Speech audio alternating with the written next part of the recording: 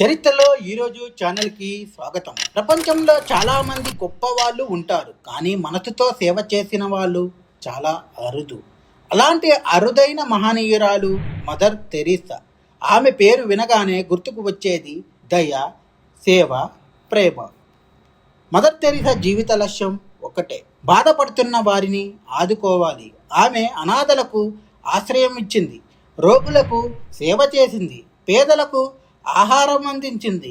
ఆమెకి జాతి, మతం, దేశం అనే తేడా లేదు. మదర్ తెరీసా భారతదేశాన్ని తన స్వగృహంగా భావించింది. ప్రత్యేకంగా కోల్కత్తాలో ఆమె సేవలు వేలాది మందికి ప్రాణాధారం అయ్యాయి. ఆమె చేతుల వల్ల అనేక జీవితాలు వెలిగాయి. ఆమె మానవతా సేవలను గౌరవిస్తూ 1980 సంవత్సరంలో జనవరి 25వ తేదీన మదర్ తెరీసాకు భారతదేశ అత్యున్నత పురస్కారం అయినటువంటి భారతరత్న ప్రదానం చేయడం జరిగినది. ఇది కేవలం ఒక అవార్డు కాదు, మానవత్వానికి భారతదేశం ఇచ్చిన గౌరవం. మదర్ తెరీసా జీవితం చెబుతుంది, సేవ చేయడానికి పెద్ద స్థానం అవసరం లేదు, ఒక మంచి హృదయం ఉంటే చాలు.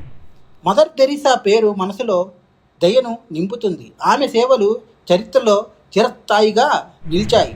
భారతరత్న మానవత్వానికి ఇచ్చిన గౌరవ చిహ్నం. మా కంటెంట్ మీకు నచ్చినట్లయితే లైక్ చేయండి, షేర్ చేయండి, సబ్స్క్రైబ్ చేయండి. మా ఛానల్ యొక్క నోటిఫికేషన్ మీ వరకు అందాలంటే కింద కనబడుతున్న బెల్ ఐకాన్ని ట్యాప్ చేయండి.